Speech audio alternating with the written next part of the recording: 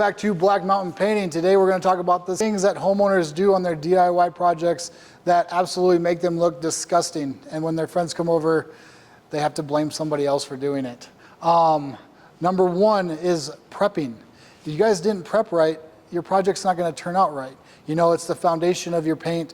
If you're building a house, you wouldn't want a crappy concrete guy coming in and giving you a crappy foundation and then having this beautiful house on this crappy foundation, and eventually the house falls over and you're stuck with a broken house and a really bad DIY paint job.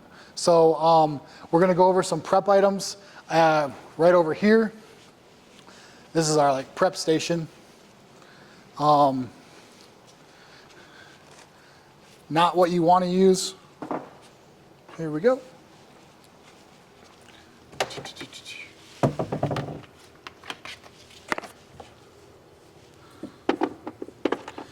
All right. So, a little bit of difference. This is called painter's tape. This is called painter's tape. This is called painter's tape. All right. So, usually when you hear painter's tape, you refer to the blue tape. This tape is really good, really easy for people to use. You're going to look at this for probably $6 a roll, 5 to 6 for a high quality one. This isn't going to give you sharp lines. This isn't going to give you sharp lines, and this isn't going to give you sharp lines. What you need to do is go to back bleeding. I'll have a video about that, and we'll show you actually how to get sharp lines, either by caulking your tape or back bleeding your tape, and that'll give you the sharp lines. No tape, every tape will bleed. I've been doing this for a really long time. I have yet to find a tape that doesn't bleed. This tape is good if you are going to do a project. This tape is really good for about 3 to 5 days on hot stuff. Otherwise, it'll bake on, and then it's a pain in the butt to get off. This tape, this white tape, really good tape, stuff that we use quite a bit, but we take it off the same day because this stuff gets baked on. It is a nightmare to get off. This tape, 3 to 5 days. I really like frog tape. That's what we normally use, but it's a little bit higher end. It's about $8 a roll. You're looking at probably $4 to $6 a roll, depending on what brand you get. This can be anywhere from $2.50 to that $5 a roll for white tape. So if you're going to go in new construction, I talk about new construction a lot because that's a lot what we do, commercial and new construction and stuff, but we do some repaints. If we're repainting, it's all day. It's frog tape all day. We might mess with blue tape a little bit, but I love frog tape. But new construction, we go in with the white tape. We tape the windows and everything else, white tape it, because we're in and out in 2 days. It's easy. And it's pretty straightforward. So my guys use the white tape on new construction, and we use this on exterior stuff, this on exterior stuff, this on repaints, a little bit on repaints, but not very often. Use this on cabinets. This comes in different ones. So this right here, it says multi-surface paint tape. That's the green stuff. That's why it's frog tape, because it's green. But they do have different colors. They have a yellow, which is like a really sticky tape. And I think they have, there's a purple tape. I think purple tape's like this. 3M makes it, and that's for delicate surfaces. Delicate surfaces. The yellow tape, that's what it is. Yellow tape is delicate surfaces for frog tape. Orange tape is for the really strong stuff. So make sure you have good tape. If you don't have good tape and you bake tape on, your project's going to turn out like crap. Another thing that you need for prep is sanding stuff. And we have sanding stuff. We have this is a sander. It is an electric sander. It has a hose attached to it, so all the stuff goes in my shop vac. And you turn it on, you get about 400 grit. Depending on what the wall is, you can turn it on and do this quick. If there's not very much, not a lot of stipples, I think they call them stipples, little things like that are sharp when you run your hand over the drywall, because you didn't have a great drywall guy. I have a great drywall guy, so I don't ever use that. And then you just got to sand an area quick. Any kind of drywall sander, sand it, wipe it clean, because the dust won't let it adhere, and go from there. A lot of this stuff over here. So these are your sanding spots. This would be one of the pads that you'd get. This is 180, really good. Goes on a big stick, does it, and then we have square sticks to get in corners and stuff. But this was obviously a round sounder that you'd see like in a drywall. Just surface prep that area. Then what you want to do is have good plastic, because if you're painting, you're going to make a mess. I've never met anybody that hasn't made a mess. So what you want to look for is on floors, you want to look at 3 mil plastic. The carpet film is good for stairs, but you want to cover it again. Don't use paper, because paint is what? Water-based, so water goes through paper and makes the paper rip. So you don't want to use paper, you want to use plastic. The thing you have to worry about plastic is with overspray, if you're spraying a house, it gets sticky. So if you don't tape it right, it's going to stick to the bottoms of your shoes, you're going to lift your shoes up, and the plastic's going to come, and then you're going to be rolling around in plastic. It's a whole thing. It's happened. But yeah, you want really thick, good plastic. That's what this is. This is all our floor plastic. And then we have window plastic. Window plastic is this stuff. So this is our window plastic. This is self-clinging, Husky stuff. I'll be honest, this isn't what we usually use. We usually use the rolls. I just haven't, I don't know where they're at. My guys must have them or something. Okay, so clinging stuff. So this is really thin. This is easy. Paint's not going to get through it, but you're not going to be walking on it. This is why you don't use this on the floors.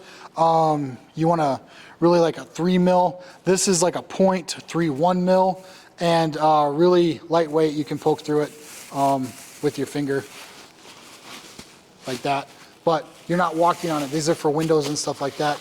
Stuff that basically are just going to be draped over and make sure it's protected. What we like to do is we like to do paper, rosin paper, or ram board. Ram board if we're going to use scaffolding, rosin paper if we're not using scaffolding, then we go over it with the plastic. It's always better to be double protected. Aluminum foil is another good thing to have. You want to use aluminum foil, door handles, stuff like that. It molds really well, and then just run some tape around it. If you have sprinklers or lights, you can use aluminum foil to cover those, and it just molds and it sticks pretty well. It was kind of we were doing a commercial job, and we were trying to cover sprinkler heads. We just had aluminum foil and we used it. So aluminum foil works great. Anything that's not going to rip or tear, if it rips or tears, redo it. You don't want to use anything that's ripped or teared, because you'll have seepage. Nobody wants seepage or paint spillage. But that's pretty much it for prep. And then obviously use a really good primer. If you need to know more about primer, go look at the other video about paint. It's really long, but just skip to the primer part. I promise it's worth just looking at. But yeah, number 2, if it's not a DIY and you decide, hey, this painting thing, this is just not my thing, it's not my gig, I'm gonna hire somebody, and the paint contractor's like, all right, I can do it for this much. Well, what's the process? What are you doing? I don't know, man, we're just gonna put paint on walls. I was that guy when I first started, I'll be honest, but I became not that guy, because the customer needs to be informed. The customer needs to know what the process is. Where can I step out? Where can I do this? What's next after this? I'm planning, my kids are planning a sleepover, and there's plastic all over the room, and they have done the ceilings but not done the walls yet, even though the ceilings are going to take probably twice as long as the walls usually. You know, there's a lot of things that go into account. So come into my office. So what we have is daily sheets. So all my foremans get these daily. Just pull them out. Pull out the whole thing. The whole kit and caboodle. So this is what they get. So this is their daily sheet. Job startup, and it goes through everything. The safety, make sure that, are they being safe? Do they got their PPE on? You know, like, we're documenting every step of every process. Midday, so like midday, you call me at 1 o'clock, I've already, by noon, I've gotten a midday report from my foreman going, okay, this is where we're at, this is what we're thinking, and this is what we're doing, okay? You know, we are in process, we're in progress to be done at this time, and all that stuff. Are the lines cut straight? So this is what my foreman does. He just runs around and does it. No drips, no sags, no holidays, you know, the mist spots, stuff like that. Photo checks. Have you midday photos taken? So like say we do a lot of stuff for vacation houses. So people aren't here, they can jump on my program that I share is on there, so they can go to their job, they can look at pictures. There's a message board right there. They can just message me, goes directly to my phone. I can go right there, and if I have a question, I can be like, hey, so and so, what's going on with this? Oh, the picture's bad. Let me retake it. Retake the picture, upload it real quick. Customer's happy. So they all have this. I show my customers this, and they all have like that's their daily sheet. So they take one of those every day. So if you got a 3-day project, that's what they're doing. Oh, and then they do the pre-final. This is our inspection sheet. So, and then we have sheets like this for everything. And then we have an interior paint sheet that I probably need to find for this video. But yeah, so they'll go through the whole inspections. This is what they do. So when we do bids, we meet with the client, we go through, this is what you want, this is how you want it, this is okay. So step by step, we write it all down. We put it in the bid form. So they can see the bid, they can see everything, the quote, everything. And then they go through all of this stuff with you. Every nook and cranny of the house, they walk it with you. You sign off on it, we sign off on it.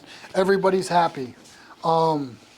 But the best part is I always have my phone on me. So like say you walk through it and then the next day you're like, oh crap, I missed this spot. You can always call and I'll come fix it, or I'll come do it. We don't miss very many spots though anymore. But yes, I mean, we have this stuff. Like here's our exterior stain job. This is great. So this is what we're gonna do. I can literally hand this to a customer and say, this is what we do on our exterior stain jobs. We remove all masking and plastic from siding and railings. You know, we clean the stain pads. This is the cleanup checklist. So they have a stain checklist, they have a cleanup checklist, and they have a pre-job checklist, and they have a packing checklist.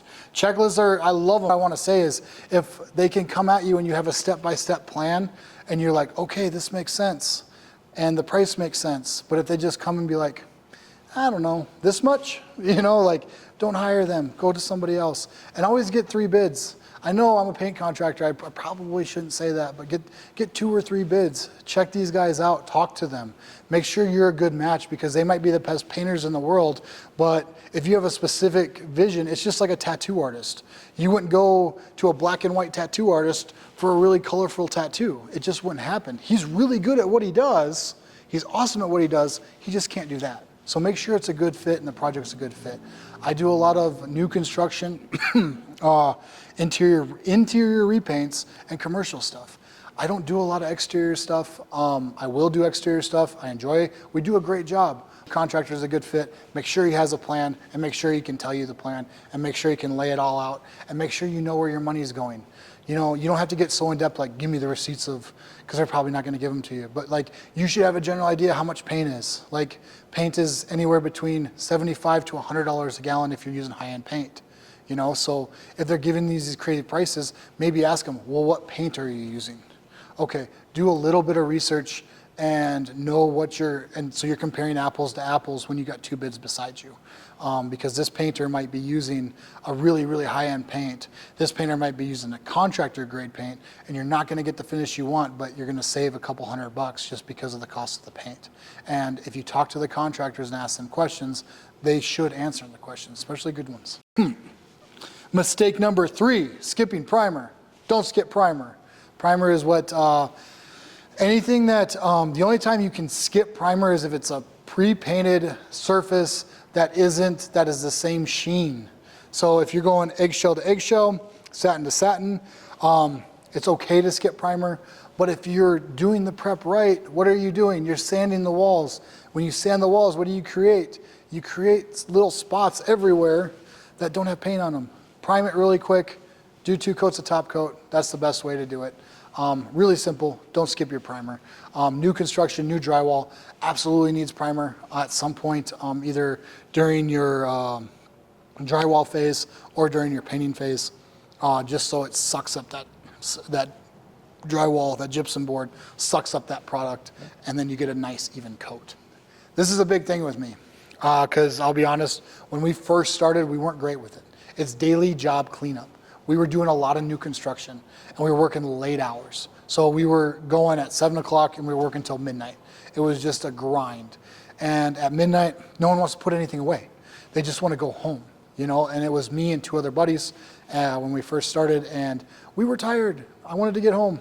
I'm not going to sit here and I can't be like we were perfect all the time, but I realized how big of a deal it was on job sites, how big of a deal it is to homeowners. Even though the project's not done, it might not, am I saying vacuum the area really quick, you know, put your stuff in a pile. You don't have to take it home with you every time, but just ask the homeowner, be upfront. And if they ask you, hey, could you just take your stuff? My little Johnny's having a sleepover. Can you take your stuff? And then when you come back, bring it back. Absolutely, we can do that, okay? But if they're like, no, hey, just leave it over here. Here's your little space. What you do is you put paper down. You put plastic down. You make sure that it's fully protected. And you put all your stuff on that. If you have ladders, don't leave ladders leaning up against the house. Because you'll have a windstorm, it'll blow down, it'll hit a car, and it's a whole thing. Like, I promise you. That's actually never happened. I watched it happen, but it didn't happen to me, which is good. But don't leave the ladders, even at lunch, don't leave your ladders up against the house. Pull your ladders down, it takes 2 seconds, and then just put them nicely. But don't put them nicely like this, put them nicely up against the house. Because there's other people working. At a lot of these job sites, there's other people working. You don't want them to trip over your crap, because then they don't like you. And I promise you, it's way easier to get more work if your other contractors like you. So this is just me talking for as a painting company wise, but as a homeowner wise, I would want them to clean up their crap. Like, I don't even let my kids, and I love them, be messy. I'm not gonna let somebody that I'm paying to do something be messy. Like, let's be real, I don't like messy.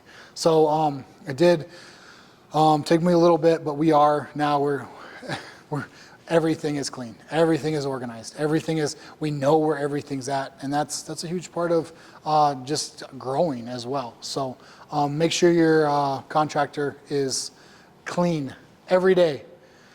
Number 5, no final walkthrough. I showed you our walkthrough checklist. It's literally 3 pages. And my foreman has a walkthrough checklist that is completely different than the walkthrough checklist that is going to be performed with the homeowner. So my foreman's going to do his walkthrough. He's going to call and say, hey, boss, I think we're done. And I'm like, are you sure? He's like, I walked through it. I think we're done. Okay, cool. I'm going to drive up there, and I'm going to walk through it with him. This spot, this spot, this spot. Actually, my foremen are pretty good, so I don't really ever see anything. I'm like, okay, well, what about this? Well, and I see a problem area, and I'm like, hey, what about this? They're like, well, we did this, we did this, we did this. I'm like, okay, cool. Because I'm prepared to talk to the homeowner and say, hey, we tried this, this is our next option, but it's gonna be an extra day, and it's gonna be a little bit more money. You know, then they're prepared, or they look at it and they're like, yeah, I don't see, no, so like, and then they walk through it, then I walk through it, or I'll walk through it with a homeowner, and if my foreman grabs, if it's new construction, my foreman will grab a GC and walk through it with the GC. GC will call me, or I'll just meet my foreman. Usually when he calls and says, hey, I think we're done, GC's here, I'll run up there and we'll walk through it all together. And then anything that needs to be fixed, we fix it right away. And everybody's happy when we leave. We want people happy when we leave. Bonus mistake number 1, because you guys have got to this far in the video and listened to me, I suppose I owe you this. Choosing price over value. So in today's economy, I get it, like every dollar counts, 100%. But in the long run, if they can justify it, what I always do is lay them both on the table. And I think about it this way. Like because I get bids on some of my stuff, and I have 2 bids, and I lay them both on the table. And I've met with both contracting companies. And I'm like, if these prices were the same, if I covered up the prices, who would I pick? And 9 times out of 10, you're probably gonna pick the more expensive one. Okay, why am I picking that one? Well, this reason, and this reason. And be honest with yourself. Be like, well, I really liked him. He was really nice. These guys, I don't know if they're even gonna show up. They might take my money and run, you know, but they're super cheap. You know, like these guys have 400 reviews on Google. These guys have 1 review on Google and it looks like it's their mom, you know, like it's a whole thing. So really pay attention to that stuff. And if it's just a couple, call them. And like I said before in the other part, it might just be these guys are using a higher end paint than these guys. And just talk to them, be like, hey, I need to get this price down to here. What are you guys thinking? They'll negotiate. Good painting companies, good contractors, good everything can negotiate pricing, because we have special pricing. Don't tell nobody, but we have some special pricing, you know? So if it might not be the highest end, but it might be really good, and it still might be better than this, and you're still able to adjust that so the price and everything works out in your favor. Don't just look at them and be like, well, these guys are cheaper, I'm going with these guys. Don't do that. You'll kick yourself in the long run 9 times out of 10. Every once in a while you'll get someone like me who was just starting, doesn't really know how to bid, and just throwing prices at it, and basically working for nothing, and does a good job. But yeah, talk to their contractor before you make a decision. Call both painting companies again. Say, hey, I really want to go with you, but your price is here. I actually had that happen with a guy, still really good friends with, and we came to an agreement. We're like, hey, so if we take this out, don't do this, we can be at this price. All right, cool, I'll do that. Last one, I'm going to go in depth, but not really in depth. Why professional painting costs more. You got guys that have painted. On my crew, the least experienced person has been painting for 5 years. Those are my, basically, my new painters are 5 years. They've been painting for 5 years. When they run into an issue, they know how to fix it immediately. It's not a headache for you. Why would you want to hire us or hire a professional painting company? Hassle, warranty. If something flakes on your house, you're not dealing with Ben Moore, I'm dealing with Ben Moore. You're not dealing with Sherwin-Williams, I'm dealing with Sherwin-Williams. Another reason is it's going to give you the look you want. You DIY people, they do a great job. I'm not going to say I've looked at Pinterest, I've watched YouTube and TikTok and all that stuff. Some of these guys do a great job. We're not all that talented. Like some of you guys are just like, I really want this look. I've tried it and I can't get it. Well, we can. Like, we've done it. So like I said, I've been painting for 15 years.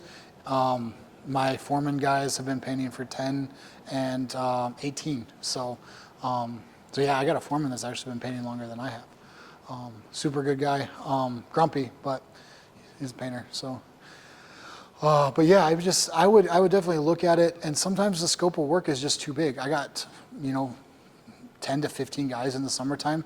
We can knock out a house in 3 days, where you might be spending all summer painting your house. Nobody wants to spend a summer painting the house. We're here for like 100 years if we're super, super duper lucky. That's 100 summers, man. You don't want to spend one of them painting your house when you got, you can have us do it in 3 days, and just the quality of work. We're not going to skip corners. We want the best for you. And I know when I do my own stuff, I'll be honest, I'll be like, yeah, that's good. Like, nobody sit closer than this, you know what I mean? So I know how it goes. So, but yeah, when we get somebody invested in us, we invest in them, and we make sure that everything is perfect. When we get there, we make sure they're happy from the time we get there to the time we leave, and then we check up on them and make sure that they're happy with the product even a year from now. Like, we're always taking calls. We took calls from a lady that we painted 6 years ago just the other day, and she's like, my paint's doing this. I said, well, let me go look at it. Went and looked at it, figured out that her pipe, her exterior faucet was actually leaking in the house, and the board had rotted out and pushed that paint out, and got it fixed. Could have been a huge mess, and that's just something that we do. We care about our customers. So why hire us? Because we'll get it done faster. Overall, I'll be real with you, by the time you do it yourself, we're really not more expensive, because of a good painting company is going to know what to do, get in, get out, and give you a good price on that. They're not going to gouge you. That's comes down to the 2-bid thing, calling them, doing that stuff. So at least check it out. Both prices look outrageous. You can go, or you can talk to them, because you're like, oh, these prices are crazy. I could do this myself for this much. And then call them and be like, why is it so much? they might give you insight to something that you didn't think about. You know, like, hey, you got like 4 days worth of scraping on your house. You might not look at it, or you have lead on your house. I usually tell they have lead right away. We have an old town just about 20 miles from here. Every house has lead on it, you know, so like we have lead on it and you have to do it a certain way, you know, like we can't leave the lead on the ground and stuff like that. So that's why I would hire a painting company. Let me know in the comments why you would hire a painting company or why you would do it yourself. And then if you like the video, please like and subscribe. And thank you guys for watching. There'll be more content soon.